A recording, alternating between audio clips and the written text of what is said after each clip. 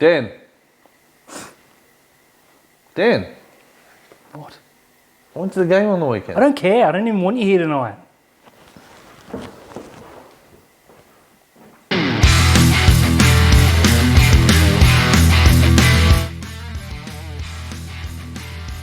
Hey guys, welcome back to another episode of Rugby League Outlaws, brought to you by our good friends at Top Sport, Zero Fucks Clothing, and our newest friend, onelittlefootyfan.com.au. Welcome aboard. Welcome aboard. Now, Terry, I'd just like to take a moment to apologise. I think I did a pretty good job in hiding it before, but I'm a little bit jealous you went to the footy this past weekend and I didn't. And I feel like that outburst was, I'm still angry at you. That's okay. I accept your apology. But Dan, Rugby League officially kicked off on the weekend. It was great. It was a fantastic atmosphere to be at. The pre-game ceremony, I hope it looked as good on the television as it was in person. I highly recommend anyone to go to one of those Indigenous All-Stars versus the Maori All-Stars games. But Dan, I want to get a little bit controversial on this. Mate, the floor is yours. I'm just going to sit here and hope you don't say anything to get me in trouble. I don't think the game should be at CommBank Stadium. And if anything for it, the stadium itself, you and I have been to it. Fantastic. We watched the Jets win the premiership there. They're still the reigning champs, our Jets. Still is no. But the infrastructure for Parramatta is no good if you are not taking public transport. So we got into Parramatta well before. NRL.com advertised the kickoff at 7:45. So we're sitting there thinking we're going to be late, and the streets were just packed with cars. You couldn't turn left, you couldn't turn right. It was really dangerous. Pedestrians nearly getting hit, people walking everywhere. In the end, everyone was just parking in Westfields, and at the end of the night, Westfields was closed. That's not real good. In terms of the footy, though. In terms of the footy, it was great. I think if you're going to have the game in Sydney, it has to be at Homebush. When they built that stadium, they built the multi-layer car parks all the way around it. Until Parramatta can, turn all the land around it into car parks, the game can't be there. Or, Terry, you could take the train, Mr. Fancy Pants. I could. On field, though, Terry, what a night. Well, unfortunately, the weather looked terrible, you can confirm. It did affect the game, plus it is worth remembering it is a pre-season game. The first genuine footy for the majority of these players. And those guys had only been together for about, 10 days? Very, very disjointed. But in terms of the quality, I think it was pretty high considering. Yeah, look, the weather itself, the heavens really opened up. I don't know what it looked like on TV, but at one point you were struggling to see, as a fan in the seats, you were struggling to see the field. That came across very well on TV. And the wind, you and I were talking off air. Braden Trindle put up a bomb. It was a regulation bomb, but the wind got a hold of it and started swirling it. And Jordan Rapana looked at both his wingers and went, just let it go, let it bounce. And it was almost like if they're going to score off this kick, congratulations. They got a favourable bounce though. Look, we'll talk about our boys' performance in depth in the Sharks segment. But in terms of standouts, I thought Morgan Harper was very good. Yeah. Geez, he can hit. Yeah, Morgan Harper was really good. And you got to remember, this guy's a centre by trade. Spot on. Playing out on the wing, but he was really good. But for you, man of the match? The guy who was named man of the match, Joseph Tarpanay, you could really notice him. As we said, he's a man mountain. Big boy. He's a really big boy, so you could notice him. I was getting text messages through the game going, geez, Britton Nakora looks really good. I actually couldn't notice Britton Nakora out there because of the weather conditions. I couldn't pick him out, but you could pick Joseph Tarpanay out. Yeah, when a guy's 6'1,000", it's very hard to miss. When they were standing in the pre-match circle, and just quietly, that pre-match was almost as good as the game itself. It was like this, and then it was Tarpanay, and then it was back down. He's a big boy. He's up for a big season. Whether he'll start round one or not is still up in the air. Can you believe it? But look, I hope he's there. One player's performance that I want to bring up because it was an indifferent night, but Jordan Rapana is quickly He's quickly becoming the biggest grub in the game. And mate, he's certainly very easy to dislike. There's a photo going around of the before and after where he's clapping for Feeder and saying, you're not. And then he's when he got sin bin, which he deserved, let's be honest. He started that melee. In terms of players that you kind of want to give a verbal backhand to, he's number one and two. But I mean, even still, I know people say it was accidental contact to Josh Curran's head. I've got no doubt in my mind that Rapana knew that he was going to hit him in the head. No doubt in my mind whatsoever. I don't care. Trash me all you want. Rapana knew what he was doing there. Mate, I'm not here to trash you. Yeah. I thought, going into the game, you and I both picked the Indigenous team to win that game. Still don't know how they didn't get it done. I think if it's a dry track, they win that game. I want to give a shout out to Cody Nicarima, though. He's been so indifferent in, saying that he wants to get back to Queensland or he wants to be in Australia, he doesn't want to be in New Zealand anymore, despite the fact that he hasn't been to New Zealand for about 3 years now. It's unfortunate. I thought, going into the game, people were talking about how good Nico Hines was going to be or whatever. I thought Nicarima was very, very good for that team. He controlled the game. Both the halves were very good for the Maori side. In terms of quality, again, factoring in the circumstances of diabolical weather, this past weekend was exactly what I needed, mate, and it's whet my appetite. Yeah, the opening part of the game, Fafita dropped the ball and they were on the back foot. Royce Hunt dropped the ball. Yeah, there was lots of sloppy errors. But the minute Dave Fafita made that break, my God, the game just went up a level there. It certainly did. So did the crowd too. I haven't heard an eruption like that. The atmosphere at that game was absolutely electric. It was a full house. It was brilliant. Rugby league's back. It is. This is a game that I've seen criticised in the past. I want to stop that right now. This is a game that needs to stay. Yeah, absolutely it does. This is the kickoff for the season. Brilliant. The only thing that ruined that night for me was the fact that they said that Latrell Mitchell couldn't play that game, but he can play in the Charity Shield, and RLO needs to scrap that. Yeah, it is ridiculous. And look, Parramatta, despite their best efforts to ruin the game, what a night. All in all, great. Yeah.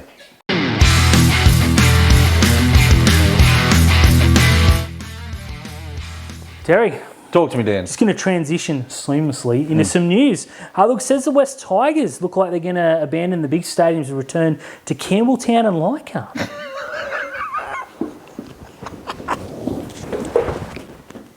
Sorry about that, Dan. Just fell over. Happens to the best of us, it does. mate. What are your thoughts on the situation? Well, we all know my feelings on Leichhardt. Worst stadium that you can go to. It's a nightmare to get to. They don't take FPOS. There's one toilet that works. It's hot. It's in the middle of nowhere. It sucks and it stinks. So apart from that, though, it's all good. Well, it suits the Tigers. It does. Look, Camptown's not a whole lot better, but in terms of this club, they need an identity, and I think getting back to the stadiums, improved stadiums is the way forward. In terms of improved stadiums, it's they're better off staying where they are. No, I'm saying Leichhardt needs to improve. Yeah. So the best thing they could do is level it and start again. Going to Campbelltown, it's not bad. It's not a bad field, and it's right near the train station as well. That's true. But, man, going back to Leichhardt is just such a Tigers move. It is. I feel that's fantastic. Look, ultimately, it doesn't matter where they play. Campbelltown, Leichhardt, or ANZ Stadium. Yeah, they're not going to win. That was my joke. Dan. Talk to me, Terry. I'm not doing it. Why? You went to the game and I didn't. Okay. I can't let it go. Okay. Well, Supercoach is back. The big news. Supercoach is back, and we're offering, heaps and heaps of prizes this year. And we've opened up 5 leagues, the RLO Cup, the RLO Shield, and some other things. I can't wait to win them all again. Look, mate, we all know that that's untrue. Look, we got some prizes. All the details are going to be down below. Join up, 1 per player if possible. We had a couple of overlaps last year, which, not the end of the world.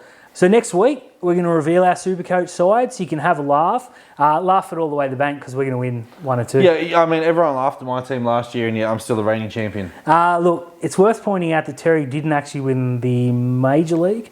It was the minor leagues. That's okay, because you didn't win. No, I didn't, did I? No.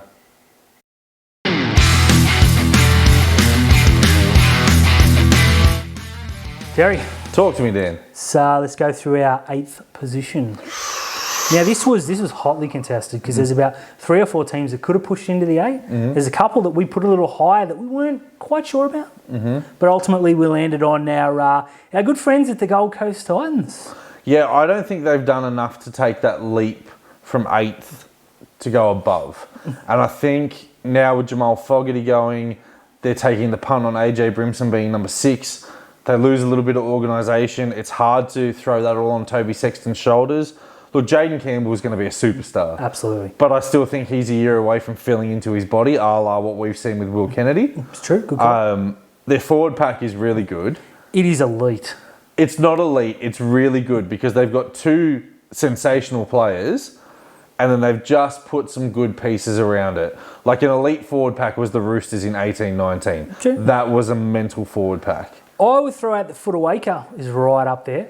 Yeah, look, he is getting there. He's, consistency is going to be the big thing behind him. They've given him that massive contract. I'm glad he committed to them, especially with the Dolphins taking everyone's players. Exactly right. But also as well, getting Isaac Liu is a very handy piece. So they've got these two superstars and they're handy pieces around them.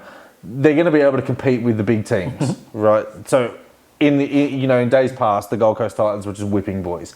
They're going to be able to compete, but the inconsistency is going to see them lose to some teams that they should beat, and probably at home as well. So this is why I couldn't put the Titans any higher than 8th. Look, that's fair. I agree with the majority of that. In terms of superstars, I think they got the superstar in David Fifita. Yeah. Now, look, Payne Haas and Tom Malolo are the other two players that I would throw up in the 3 best forwards in the game right now in terms of game breaking. I think Fisher Harris is right up there also, just quietly. Fifita's the bloke. You throw the ball to him. A lot of people say that he and Kikau are alike. I'm going to say Fifita's better than Kikau. Yeah, Fifita is. But the one thing, again, is that word, consistency. Because hasn't found it yet. He got dropped to the bench last year, it's worth remembering. And that's the thing as well. You've got the good David Fifita and then you've got the bad David Fifita. The bad David Fifita needs to go. You need to get the good more than you get the average to okay David Fifita. That's true, but when he's good, he's good. And let's Big Tino, mate, that is the re-signing for me because it looked like he was gone. Yeah. And I'm really happy I don't mind. I got a soft spot for the Titans. I'm willing to admit that. Mainly because my favourite 9 Shark, AJ Brimson, is there. Him moving into the halves, that spine, minus the 9, who I'm still not sold on who's going to do it, is right up there. Well, it's Aaron Clark is the nod for number 1. Now, there's been big raps on him for years. Hasn't reached his potential. AJ Brimson is potentially a superstar in the game at fullback. He came into the Titans as a 6 and they had to shuffle him around. He's now back there. He gets the ball in his hands a lot more, but he loses the space. He's now the first cab off the rank or the second cab. He's not playing out the back anymore. Jaden Campbell is. Now you've got to turn Jaden Campbell into a ball player. If he's anything like his old man, you're going to be fine. Yeah, I think they'll be sweet. But the big thing for mine is the transition that Brimson makes from being the fullback and having lots of space to operate to being the first cab off the rank and having the forwards in your face. I know you love him. I don't rate him. I do. I really do. And I want it on camera that he just said what he did. So at the end of the year, I can give him a big old... Now, in 7th spot, we're not going to do a big review on this. We're not? It is our boys, the Sharks. Now, we're going to do a big Sharks preview on this. We've got lots of guests. Oh, so many guests. We've got a player interview, I believe. We certainly do. Coming up. Organised. Yes. And booked, ready to go. We've got some faces you'll probably recognise and definitely a voice that you'll recognise. And fingers crossed, we're going to have someone that you don't recognise to give us a little bit of insight into some training that's happening away from Shark Park. Ooh. 6th position, Terry, I think we might argue. I don't know, same as last year. Who did we have last year? Well, Parramatta finished 6th. Okay, actually, we're not going to argue. Yeah, we're not going to argue. Yes, I believe that's going to happen. Yeah, I look, again, Parramatta are coming out saying we want to win a premiership before all our players goes, good for you. Yeah, won't be this year. Yeah, it ain't going to happen. Mate, in terms of quality, there's plenty there. There is plenty there, but consistency, again, it happens. Again, and look, I was really high on Mitch Moses the last 2 years. I picked him for Dally M 2 years in a row, and I will not be making that mistake third time. Look, Wade Graham played, 4 games last year and had more try assists than Dylan Brown. So the only way he's up for him. Look, Clint Gutherson, the king! He's all effort. Yeah. I've really turned around on Gutho now, but he's not enough. Can't dance. No, and Mitch Moses, look, he got his crack at Origin, whatever. The forwards are okay. The back line's okay. Oh, I'd say they're a little better than okay, mate. Well, not Campbell really. Willard, Paulo. That's it. We've taken their best front row. Look, we have the young kid who I cannot wait to see. Oregon Kafusi, yeah, he's going to look great in the black, white and blue. But other than that, the players, they've signed earlier. Their head's going to be elsewhere. 6th. Look, that's fair. They'll get belted a few times. Look, they don't have the weaponry out wide anymore, losing Ferguson for what it's worth. And also Mike Sevo is going to miss probably half at least the season with that ACL injury. And obviously their big off-season recruit, Curtis Scott, is now playing for Menai or Camden. Yeah, he's not there. So they've lost a lot out wide. So I think 6 is about fair. 5th, Dan. We're going to go a little controversial here. Controversial. And we've got a team dropping out of the top 4. Is it Souths? No, it's not South. Is it Penrith? Definitely not Penrith. No, and it's not Melbourne. No, it's never Melbourne. It's never Melbourne. So it's the Manly Warringah Seagulls are dropping from 4th to 5th. It's a big slide. Yeah. Now, I want to preface this by saying they've got the talent to come first. Yeah. Or 10th. Yeah.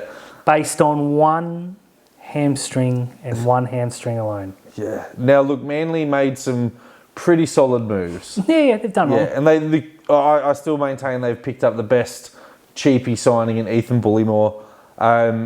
But you just have a look at that team and you just go, when Tom's out, there's not a lot there. Well, look, their centre pairing did very well last year, but they don't strike fear in. No. Either they're their wingers. I think Morgan Harper could this year. Look, he played very well last night. Now, I can't see Garrick or Saab doing what they did last year again. I'm happy to eat crow because I enjoy watching them score 1,000 points. But 90% of those points came on the back of Turbo. I think he was involved in like 80% of the tries or something ridiculous. Now, they've got a pretty handy halfback in DCE, but Kieran Foran's like 104 now. And Cherry Evans is in his 30s. There's gonna be a time. Could it be this year? I'm not saying it will, but I'm not saying it won't be. Their forwards are very good, but again, they're not names you look at and go, oh, I don't want to play those guys. Yeah, but again, it was like, oh, you don't want to play those guys, but then Olu Kawatu just ran through you. Yeah, he was and good. absolutely destroyed you. So, they've got those players. Josh Schuster is another one. Ben Travojevic will play a lot of football this year, whether he takes Brad Parker's spot or he comes off the bench. But he looks electric in the preseason videos that Manly are posting. 5th for mine because I think last year Turbo got away with a lot inside, with those rule changes. Now they're clamping down on the 6-agains and when they're going to give penalties and not. I think it's still going to be a very fast game, but Turbo's not going to catch people off guard because he's done it. Look, yes, there's going to be a lot of coaches that are dedicated a lot of time stopping him. There were games where, like against Cronulla, it was about 20-18 and, it could have gone either way. And Turbo just sets up 3 tries in a minute and suddenly it's a blowout. Yeah. He can't keep doing that, surely. I mean, if he does, we're in for the ride of our life because his season, I know we've had some freakish seasons like your Jared Hayne, all the seasons Jonathan Thurston put together, but that was absolutely right incredible. Like Ben Barber's 2012, I didn't think would ever get taken, and then Turbo hit you with the 2020. He certainly did. Yeah. And don't forget, he missed a lot of weeks through injury. Yeah. And he started late and he started slowly. And he still ran away with the Dally M. So look, Manly are a team that I don't want to play. We've only got him once this year, which is very good. But I'm not willing to put him in the top 4. No, I'm not willing to put him in the top 4, but I am going to back Turbo to go back-to-back in the Dally M's, but not because of what he did, because of who he is.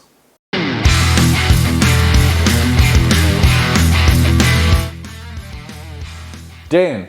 Talk to me, Terry. It's time for some top sport tips. Favourite time of the week, mate. Although, unfortunately, I heard a rumour that you may have bought our little side bet. Level peggings. Yes, I did, Dan. The Philadelphia 76ers hit a bucket to cover the line. The line was 9.5. They hit the bucket to make it 10. I told you all. I hope you got on it. Dan's pick for the Indigenous All-Stars didn't go so well for him. Didn't go well, mate. Thanks for rubbing it in. I thought they were morals. I thought that was almost cheating with that back line. But look, it wasn't meant to be. But instead of getting angry, I've put all my effort into this week's, and I'm supremely confident. Yeah, now look, I'm going to stick with what I know best, and that is basketball. Now, the All-Star weekend is coming up, so Friday there are some absolutely cracking games. There's none bigger than the Philadelphia 76ers taking on the Milwaukee Bucks. That is my pick for the Eastern Conference Finals. Ooh. Now, I think they might rest some stars for this game, coming up for the All-Stars, so I'm not going to pick this game. You're not going to pick this game? Instead, I'm going to pick Miami Heat to cover the line against Charlotte. Fantastic. You're the boss. That's what I do. You're the expert. That's what you do. Make sure you jump on that because Miami are rolling at the moment. Mate, we'll talk about Philadelphia. Yeah, they got rid of Ben Simmons. I'm going to stick with what I know, mate. The UFC. You do know UFC. Thank you. Coming off this past weekend's huge upset by our boy Bam Bam. Oh, yeah. We know you're watching. Oh, it's going to be huge, that title fight. I'm going to pick another Aussie. Jessica Rose Clark, a personal favourite of mine. Yes, yeah. And a shout out to her mate Cleef. You've picked her before on the show. And she did me well, and I'm going to go again. Stephanie Egger is her opponent / victim this weekend.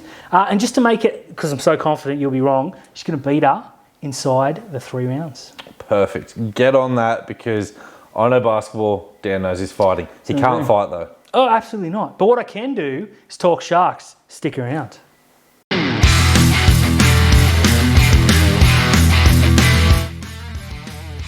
Terry. Talk to me, Dan. We're going to talk some Sharkies, mate. That's what I love doing. Some black, white and blue. Boy, do we know them inside and out. Last weekend, we saw 7 of our boys run out representing their cultures. How'd you see the game? Through my eyes. It was very rainy and windy out there. Look, incredible. The one thing going into this season that I was really worried about was Nicho Hynes' kicking game. It's all gone. He nearly nailed it. Well, 40-20, but his foot was on the line. Short kicking game, long kicking game. I'm not worried about that now. What I'm worried about is who his halves partner is. I don't think Braden Trindle stepped up enough to turn around and go, that's a combination that's going to work. We need to see him and Moylan have a run together now. Trindle's kicking was good. His defence was good. But in the last 10 minutes when you needed someone to step up, it looked like Trindle's plan was throw the ball to Nicho and hope something happened. Look, yes, that's pretty much exactly how I saw it. Nicho Hynes was fantastic. Really, really good. Best on ground for the Indigenous team. Yep, I agree, definitely. Look, I agree 100%. I was worried about Nicho's short kicking game, but I'm not anymore. He was really, really good. He was going to score a try too, except Raymond took the ball off his chest, which is fantastic because we had the 3 support players. Look, yeah, you're right about Trindle. That was his opportunity to say, hey, you have to pick me. He certainly didn't take it. He wasn't bad. Yeah. But he didn't step up in that last couple of minutes, which is something we needed to see. I think one of the things that you need to take out of that was the fact that it was a trial. They had 20 players. Albert Kelly came on, played some halfback, played some dummy half. You know, they were in and out of the team. Because Will Kennedy was really quiet as well. But every 5 minutes, Will was on the field, Will was off the field, Tyrell Sloan was at the back. Really good player as well. He is fantastic. Yeah, but in terms of our boys, like Britt Nakora looked amazing out there. I've seen a bit of a replay of him now. Like, he looks really good. Royce Hunt got over that shocking knee injury. Andrew Fafita looked all right for Newtown.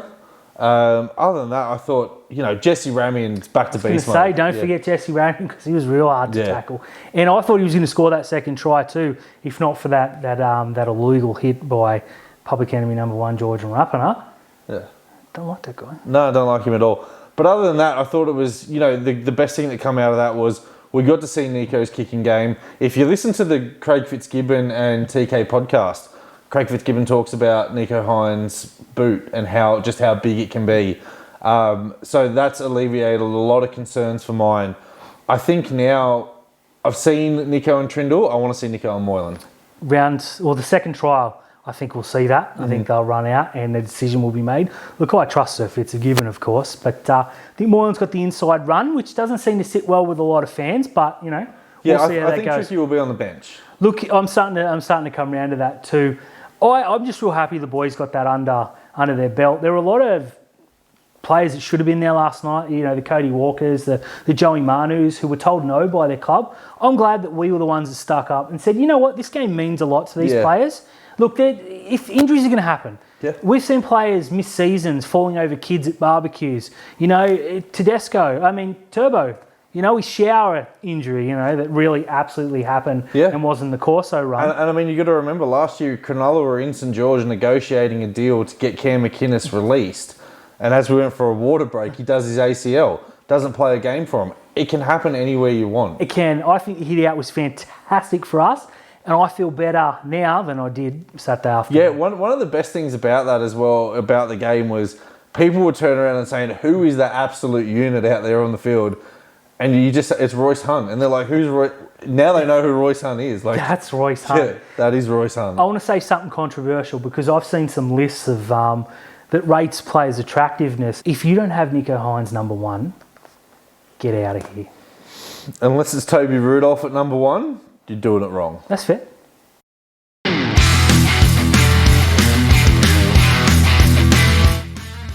Hey guys, thanks for tuning in to another episode of Rugby League Outlaws, brought to you by Puncture Media and our good friends at Top Sport, Zero Fucks Clothing, and our new friend at onelittlefootyfan.com.au. Don't forget to like and subscribe. Check out that website.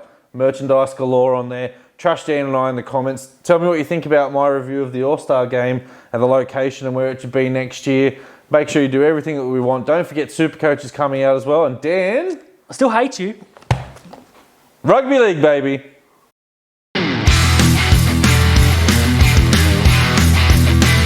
Rugby league, baby. Rugby league, baby. Rugby league, baby. Rugby league, baby. Rugby league, baby.